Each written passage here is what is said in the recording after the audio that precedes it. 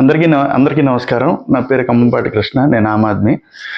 ఏదైతే ఈరోజు జరిగిన పరిణామం చూస్తే మనకి తెలంగాణలో అల్లు అర్జున్ గారిని అరెస్ట్ చేయడం ఏదైతే ఉందో, ఇది నిజంగా ఒక తెలంగాణ ముఖ్యమంత్రి రేవంత్ రెడ్డి గారికి ఒక ఈగో అనే ఒక ఫీలింగ్తో అరెస్ట్ చేసినట్టుంది.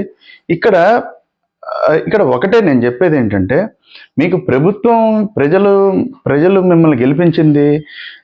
మీరేదో హామీలు ఇచ్చారో ఆ హామీలు అమలుపరచడానికి ప్రభుత్వం ఈరోజు మీకు ప్రభుత్వం ప్రజలు తీర్పునిచ్చారు.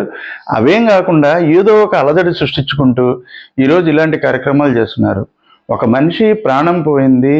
దానికి నిజంగా ఖచ్చితంగా అది నిజంగా చాలా బాధాకరమైన విషయం. దానికి ఎవరూ కాదనరు. అండ్ వాళ్ళ పిల్లాడు కూడా హాస్పిటల్లో ఉన్నాడు. పోనీ దానికి కూడా నిజంగా చాలా బాధాకరమైన విషయం. ఒక కుటుంబం నష్టపోయింది ఈరోజు ఈ ఇన్సిడెంట్ వల్ల. కానీ ఆయన ఒక్కడనే బాధ్యుల్ని చేసి రోజంతా అలజడి సృష్టించి, రోజంతా పరుగులు పెట్టించి, చివరికి ఈ రకమైన పోకళ్ళు చేసి ఏం సాధిద్దామని అనుకుంటున్నారని చెప్పేసి నిజంగా అర్థం కావట్లేదు. ఇంకో విషయం ఏంటంటే, ఇందాక రేవంత్ రెడ్డి గారు మాట్లాడుతూ ఏదో చెప్పారు, హీరోలు కోట్లు సంపాదిస్తారు అని చెప్పారు.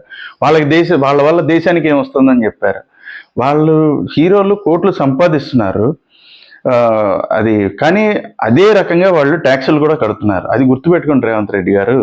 ఇక్కడ నేను చెప్పేది ఏంటంటే, ఇక్కడ అల్లు అర్జున్ గారిని లేకపోతే వెనకేసుకురావడం ఇంకోటో కాదు. ఇక్కడ మనకి సమస్యలు చాలా సమస్యలు ఉన్నాయి. సో ఆ సమస్యలు కాకుండా ఏవో ఇక 4-5 ఈగోలు పెట్టుకొని ఈ అలజడి సృష్టించడం, ఇలాంటి డైవర్షన్ పాలిటిక్స్ చేసుకోవడం అనేది ఏదైతే ఉందో ఇది కరెక్ట్ కాదు. ఇప్పటికైనా మీరు బుద్ధి తెచ్చుకొని, తెలంగాణలో మీరు అధికారంలో ఉన్నారు. ఆ అధికారం మళ్ళీ రావాలి అంటే ప్రజలకు మీరు ఇచ్చిన హామీలు ఏవైతే ఉన్నాయో వాటి మీద ఫోకస్ పెట్టండి. అండ్ మీ ఫెయిల్యూర్స్ని ఎదుటి వాళ్ళ మీదకి నెట్టేసి అది వాళ్ళ తప్పులాగా మీరు చేయడం అనేది ఏదైతే ఉందో అది నిజంగా చాలా బాధాకరమైన విషయం.